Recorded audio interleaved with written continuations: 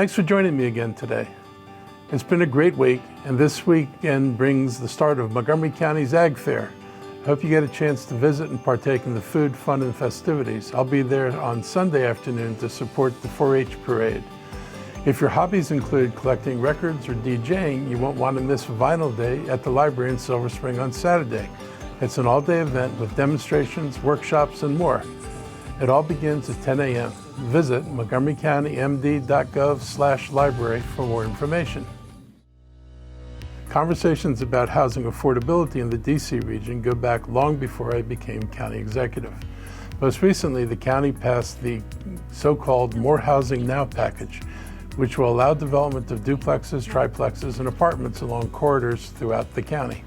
Behind this bill is a second proposal coming from Park and Planning that takes the More Housing Now and essentially puts it on steroids, and it expands it into the interior of the neighborhoods with even fewer protections than this bill has. The addition in the More Housing Now legislation of a large number of new roads being called corridors vastly expands where this expansion can occur throughout the county. It is far more than was anticipated in the Thrive Plan. Continuing as they've done recently, this is all being done outside of the master plan process, despite the fact that the council had assured the communities that the recommendations of the Thrive General Plan would have to go through the master planning process. Apparently, there will be no master planning process, and community input is minimal, as the folks in Four Corners recently experienced. The planning department is simply telling people what they plan to do, and there's no role for the community in this process. As someone who understands how master plans were done in this county historically, and having actually served on a committee that was created by the executive, I know what these plans are supposed to look like and how they're supposed to work. I can assure you that what the planning board and the council are doing now has nothing in common with how we've traditionally engaged our communities. In fact, it couldn't be farther from how we used to engage our communities. Citizens, businesses, developers were brought together along with planners as assistants and to look at their communities and to determine where's the best opportunities for growth and what their communities would look like. Things are actually passed by votes and then set forward to the council and to the planning board. To be blunt, if this passes, no homeowner or prospective home buyer or renter will have any assurance that the master plan for their neighborhood can be relied on. If the planning board and council can change these neighborhoods without following a master plan process, then this can happen anywhere. It's sad to see the disregard for community engagement, particularly when it affects one of the most important decisions that a homeowner makes. People tend to see their investments not just as an investment in a house, but also an investment in a community with expectations for what that community is going to be like, particularly in terms of livability. If they wanted to live in an urban center, there are places in our county, let alone in the region, where they could have opted for that. Our goal as a county government and a community should be to ensure that our planning meets our needs and increases our housing supply directly and efficiently. Changing our community through zoning text amendments and destroying the planning process is not the way to meet our community needs, and it has virtually nothing to do with providing for affordable housing. The rhetoric behind this legislation is just a fig leaf for what is actually an effort to facilitate a certain group of developers to buy up property on the edges of and internally to neighborhoods and change the character of these neighborhoods with no intention of addressing affordability beyond our minimal requirements. What is most egregious in this is the way this is being touted as addressing the missing middle housing. There is truly a national shortage of affordable housing, and that includes our county. But the jurisdictions which are embracing this movement away from single-family zoning are primarily cities that are completely built out and have very little options of raw land that is available for development. So it's understandable, whether it's Minneapolis, Brooklyn, or Arlington, that they are looking at how they can address the need and desire to accommodate growth. The problem with the proponents' reasoning is that they're picking a model from communities that are built-out cities, while Montgomery County is not a mature city, nor is it a built-out suburb with no place to add housing. We are not fully built out or even close to built out. In fact, when the Council of Governments weighed in on how our county could deal with future growth and the additional units that we were supposed to have to accommodate, They also pointed out that we've already planned for that future in our master plans and that our capacity to grow exceeds the growth projections for us through 2050. Our plans already allow for more than 85,000 units to be built in areas that have been planned for growth. Not suburban small, but more compact centers that bring housing, businesses, and transportation together. We used to call it smart growth. In addition to those 85,000 units, there are over 30,000 units that have already been approved, where the developer can simply build anytime they decide to pull their permits. Why does this matter? It matters because the combined total represents 115,000 units that could accommodate over 280,000 future residents without touching any existing neighborhood. In short, it's unnecessary to rezone existing neighborhoods to accommodate future growth because we already created space in our county for that growth. In short, we do not lack for the necessary zoning to address growth. If the planning board is concerned, then they should start by looking at our existing plans. Looking at what we've planned for would have been a good place to start.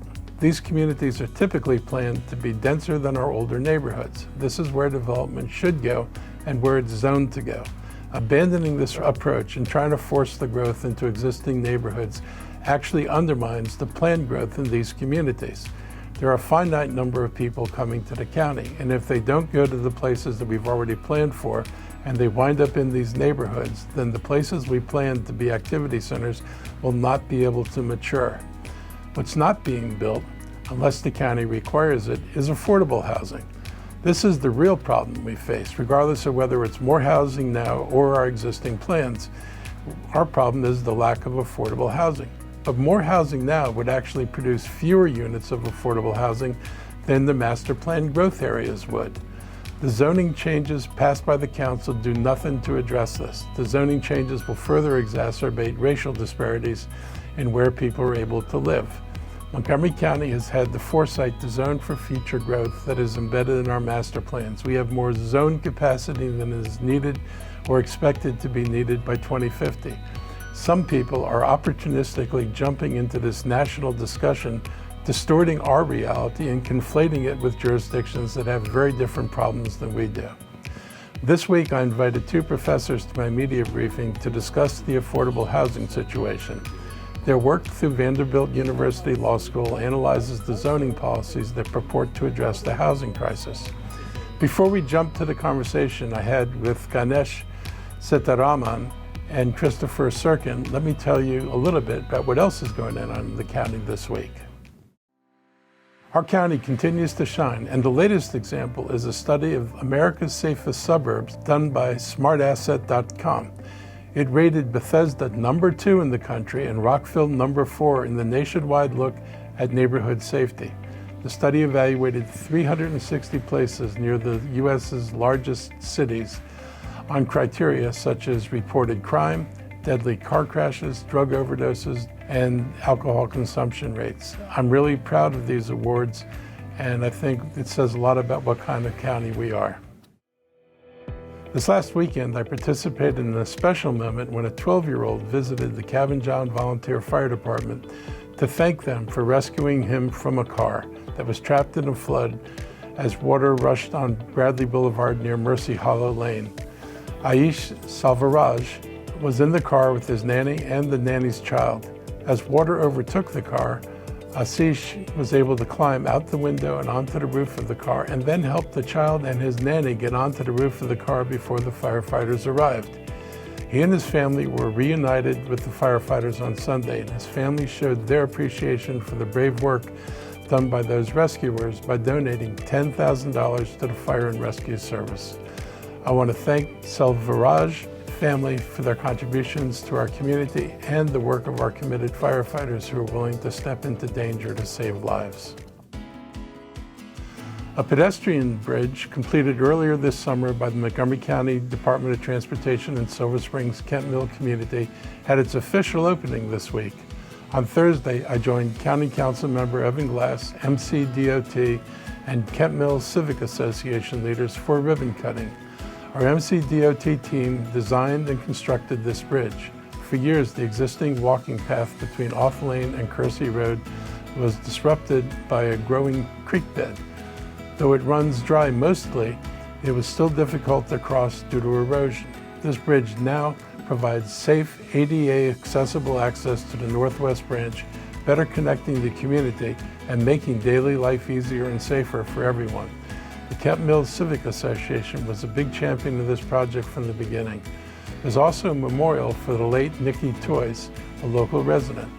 The memorial will provide a special place for her children, friends, and neighbors to visit, reflect and remember the positive impact she had on all their lives. This dedication truly embeds the bridge into the heart of this community, making it a place of connection and remembrance. I want to thank her youngest son for joining us to cut the ribbon on this project, and her family for sharing their stories about her and talking about what this memorial means to them. We're always willing to listen to a community when there's a concern that needs to be addressed. If you'd like to let me know about something you're concerned about, visit montgomerycountymd.gov/exec and send me an email. So now I'd like to share more of my conversation with the Vanderbilt law professors. Their argument can be boiled down to this assessment. Altering zoning for single-family neighborhoods alone won't unlock the market. I've been looking forward to talking to these academics about this issue, and I hope you enjoy our conversation. And I'll be back again next week for another update.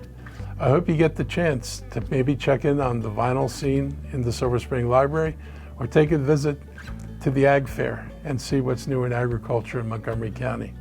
In the meantime, I hope everybody has a great week, whatever you decide to do. Zoning is another area where we think part of the conversation has been really focused only on the myopic question, as Chris mentioned, about how do we loosen or get rid of zoning rules. But an important thing to understand about zoning is zoning itself is not good or bad. So that would be like saying law is good or bad. But law is a tool. It is a thing that is passed, and its content, substantively, could be any number of things, and those things could be good or bad. And so our view is that the way we should think about zoning is how do we use this tool to build the kind of market shaping zoning that we want? So often what you hear about is that there are rules in different places on minimum lot sizes, and that this is a bad thing because it says you can only have really large lots instead of having multiple houses on a one lot or more dense packed in housing. That's possibly a bad thing in some areas.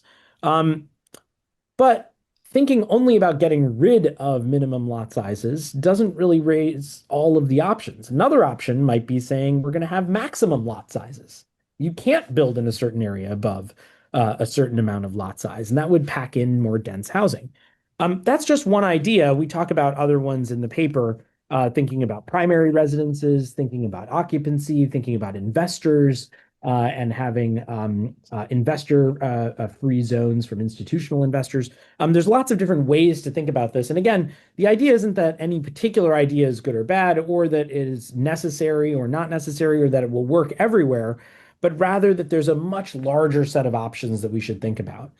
And so when I think about what different jurisdictions are doing, having this kind of blunt force tool, we're just going to loosen zoning everywhere or get rid of it altogether, as some people have argued, isn't really the only option. It may not be the best option, and it may not be the right option for a particular community. In fact, we should expand our vision and try to see the whole set of policies that a community can undertake, which might mean focusing on a lot of other different things, from industrial policy to public options to tax policies to regulation, and yes, to zoning too, but to zoning that's focused in a way to try to think about what is the right way for this community to grow and develop. And I think, as Mark started us out with, thinking about what is the planning that a community is going into often includes zoning as part of that planning process. But that doesn't necessarily mean blanket deregulation or dezoning. It means thinking carefully about how you're going to grow in a way that integrates zoning along with a wide variety of other policy choices that cities, localities, states, and even the federal government can engage with. And so our hope is that the conversation really broadens out, and we think that would be better. for the national conversation. And we think it would actually be better for a lot of local conversations because a broader conversation allows us to tailor the specific policies to the specific communities. Because as Chris started, our main view is that every community in this country is different, and they all have their own conditions. And that if you're not paying attention to those conditions and you think there's a one size fits all solution, that's probably not going to be the right approach.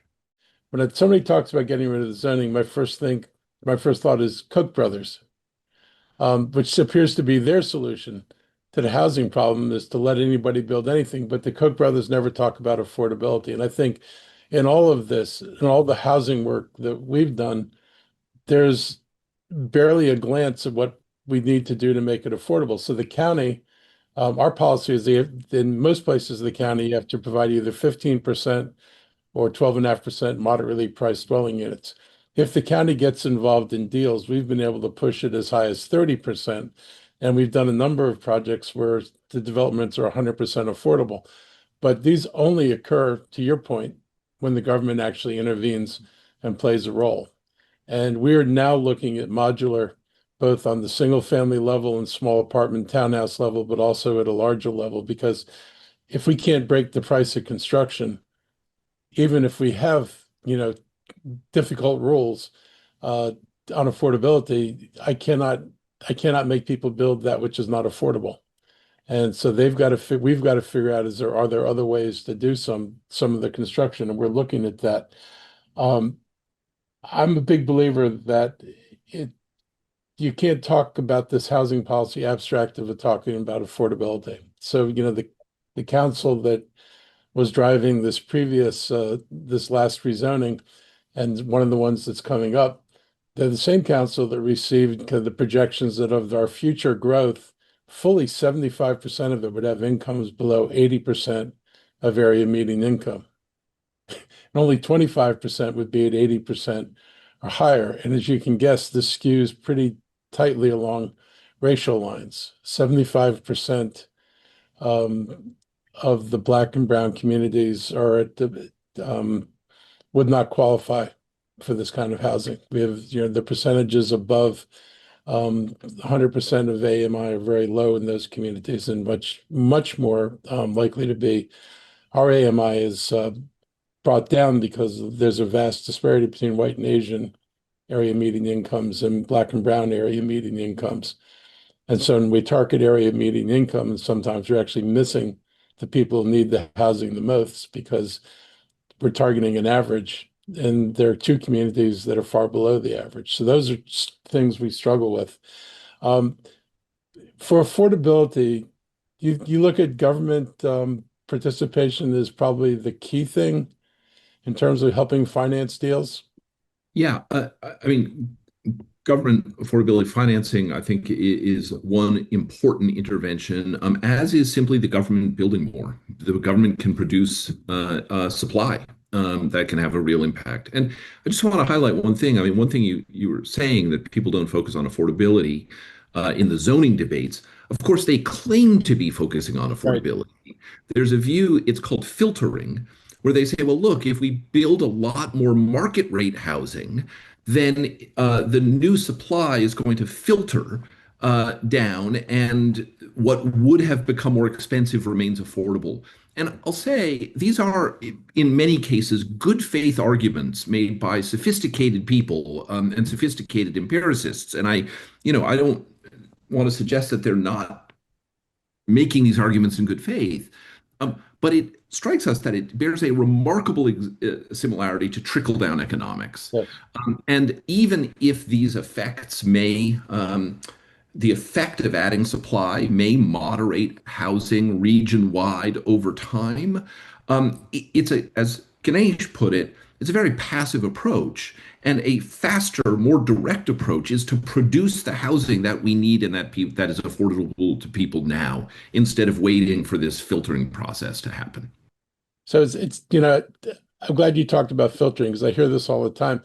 I don't think it's a good faith argument, because I think you can look at places to see how much of a decline there is in prices when new development goes up. And, am I wrong in observing that if the new development has a significant gap between existing prices, it has less effect on lowering those prices. If somebody comes in and builds just above the previous market, then you'll have tenants who are willing to jump to the slightly more expensive building, and then that owner is faced with maybe having to reposition his in the market, but none of it drives it to the level of affordability. If I have to house people at 75% of AMI, people making under $80,000, no amount of downward pressure from filtering is going to produce decent housing at that price range if this starts out at $3,000 or $4,000 a unit. Is that magical thinking?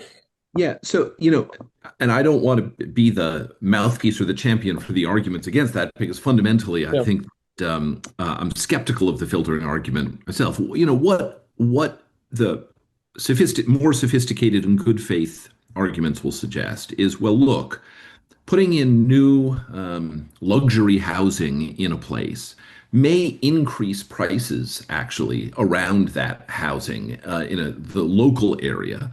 But the claim is that it will moderate prices regionally. And the argument that they usually give is the most extreme, which is take Brooklyn, New York, where if you didn't turn all your carriage houses into $10 million luxury homes, they would be available as more affordable options to people, right? The problem with all of this is both that the geographic impact and scale of these impacts really matters and should matter. That is, if you're really driving up prices in a particular community, that may be itself a problem. It also, I think, is unconvincing ultimately on the problem of imputed demand. That is, the amount of housing demand in a place is not actually fixed. And one of the problems with letting the market try and grow its way into affordability, right, is that it may be that every new housing unit actually increases demand in an area that puts upward pressure on affordability. So I think that those dynamics have not been sufficiently teased apart.